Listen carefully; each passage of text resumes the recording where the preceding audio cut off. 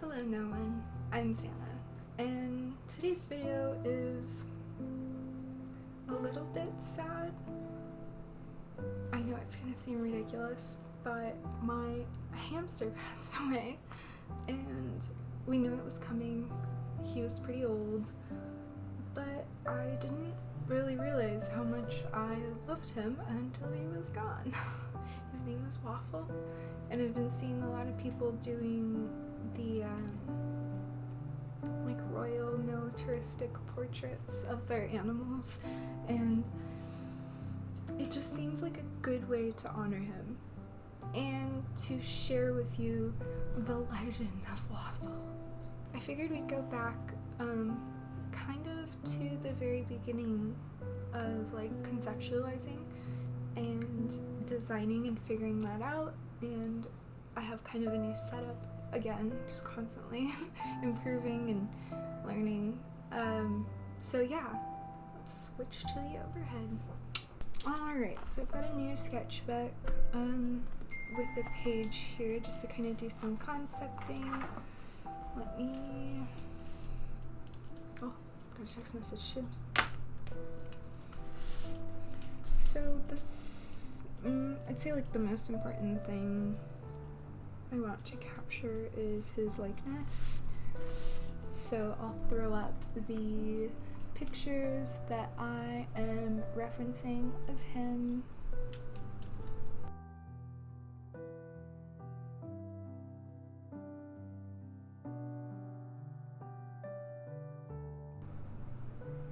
Okay, so it looks like the nose is like right around like where the cheeks start, and then we kind of have like a little bit of a mouth that, oh my god, I'm switching to a regular pencil today because clearly I am a barbarian and keep breaking the tip. It's so funny, like there's definitely days where like using a pencil like this is just like too much, and then other days where I just hulk out on my pencils. Apparently whenever I do digital art, the like pressure setting is turned up so much just so I can get like a lot of variation in the lines without having to change the size. And you think I would be able to handle that over here too, but I guess not. Okay, so that like we kind of have, I think it would be really cute if we like put his little military jacket. It's like his cheeks like puffing out of it.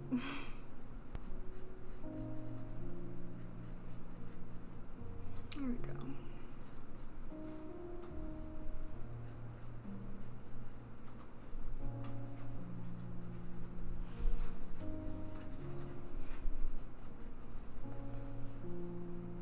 Yeah. Okay.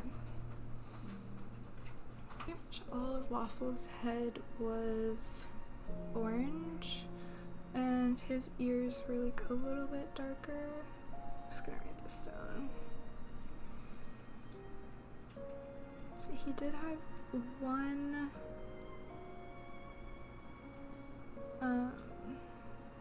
red eye and one black one, so I don't forget.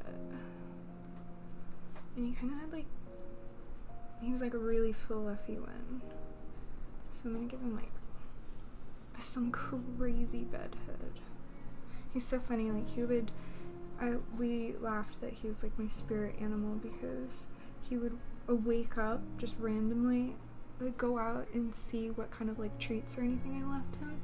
He would just look ragged, like, like he rolled out of bed. His hair was crazy, grab a snack and go back to bed. And if that's not like everyone's spirit animal these days, I don't know what is. Alright, and then I was thinking, like, so you know how a lot of these portraits have like military vibes and like medals and stuff like that on them. I was thinking for his medals I could do it like his favorite snacks. He loved carrots. He loved broccoli, as you can see here. Oh, hello, sir. May I interest you in a tiny tree? Oh, yes.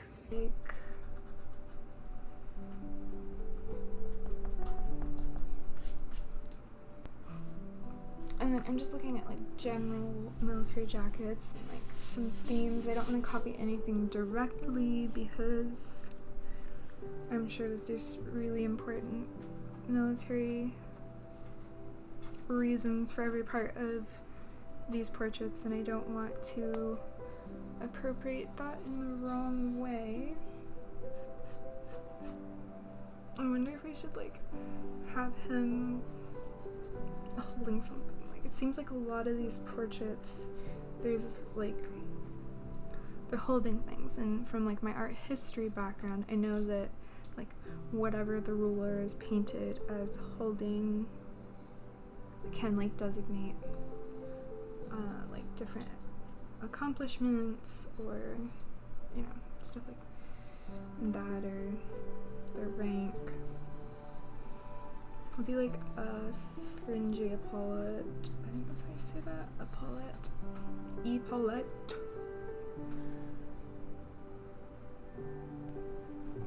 Sorry guys, I'm still kind of getting used to, well, I'm trying to get used to talking while I'm drawing. I think for the most part I've always, even when like I have my friends that I'm drawing with, I just go quiet, you know, we just listen to music, and for me music is like such a big part of like inspiration, and sometimes I'll draw an entire piece just because I was like inspired by like one particular part of a song or the lyrics in it or the emotion or the feeling, and 9 times out of 10 actually 10 times out of 10 that music is not royalty free and cannot be heard on here, so I think that's why it's a little bit easier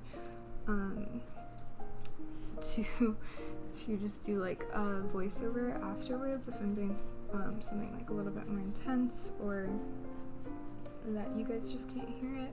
A lot of times when I'm working on my comic. Yeah, okay, that's the gist of it. So yeah. Let's see what we can do to get this on some canvas. Yes, the best part. When you can get into it. Are you kidding me? Oh,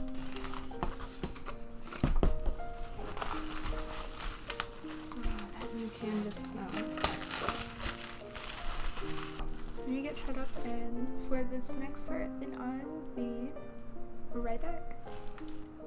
Hi friends, welcome to the voiceover. I figured while the time lapse was kind of running on the painting process, I would finally share with you lovely folks the legend of Waffle. I'm actually recording this part of the video on today's the 16th, and originally this was filmed actually on the 13th of September. So it definitely was pretty low energy, and it was more recent at the beginning of the video than I am now, so I'm doing okay. Everything's fine. I know some people are gonna laugh because it's just a hamster, but you know what? He was a darn good hamster, and so here I am, some 20-something woman crying over a hamster. But so Waffle was not purchased from a pet store. He wasn't adopted, nothing like that. In fact, he chose us, and one day, just out of nowhere, this hamster came walking in the kitchen, and he chose us, I guess.